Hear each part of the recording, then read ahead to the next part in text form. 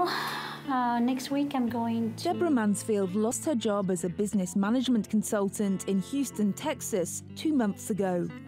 I don't know if you would be interested. But with the support of her local Chamber of Commerce, she's confident about her future job prospects. This last 2 months has been basically building up my network again, getting out there to see folks and let them know that, hey, I'm ready for business. Employment agencies like Workforce Solutions in Houston are also optimistic about finding work for their clients, and with reason. March was the 90th consecutive month of job gains in the US, extending the longest growth streak on record. The unemployment rate is currently just over 4%, unchanged from February. Stimulating economic growth and job creation will be high on the agenda of this year's spring meetings. But weighing on delegates' minds will be the potential impact of a trade war with China. There's a major concern for the farming industry, a sector that's seen little of the upturn being enjoyed by the rest of the US economy.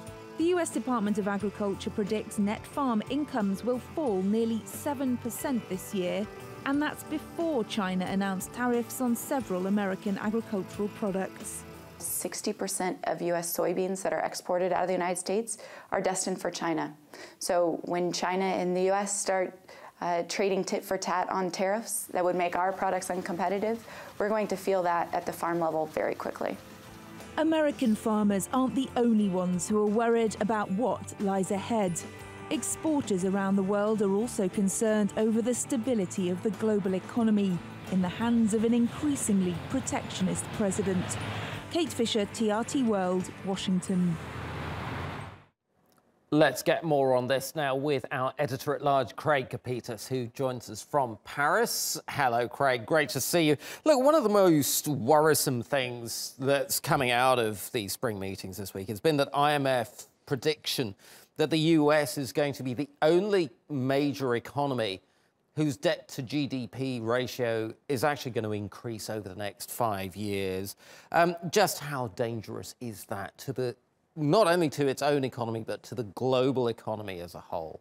Azar, you're fired. Donald Trump doesn't care about the banalities of the IMF policies or the pieties of St. Christine Lagarde. Now, that's not me talking. I'll tell you what Wilbur Ross said about this. He was asked about all of these warnings. You know what he said as? Quote, rubbish, rubbish. They don't like each other. Yeah. Trump is at that awkward age where no one at the IMF cares what he thinks, and he's constantly in their way. And Trump could care less. Good question, Azar. But nobody cares. Trump's administration doesn't care. Yeah, nobody cares. Well, maybe they next should. Question. Well, maybe they will care around the time of the next elections. Who knows? That'll be the thing to watch. No, whoa. They don't. Okay. They don't, because in his economic office in the White House, they said they say the IMF just has a failure to see the future. They believe that if this works in the United States, that it's going to undercut what the IMF is trying to do globally, because it's counterintuitive.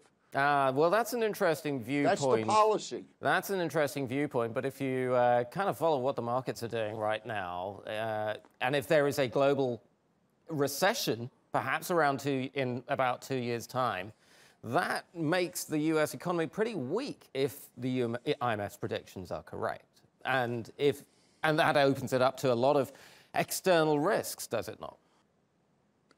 You are never going to get a job in the Trump administration, let alone the Theresa May's administration in London. I'm really concerned about your future here, friend. The trade war is going to restrain the U.S. economy, but get with the program. Maybe the IMF will have me. Who knows? You're right.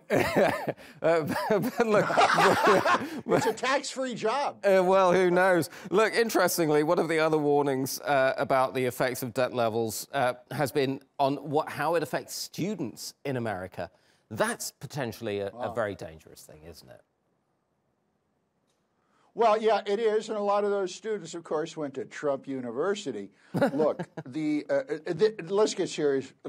They did. You know, these matchbook universities we've talked about. Let's get serious for a moment on this. $1.3 trillion in student debt. According to the Brookings Institute, you know, I read this stuff so you don't have to. There's about a 12% default rate on that as of now.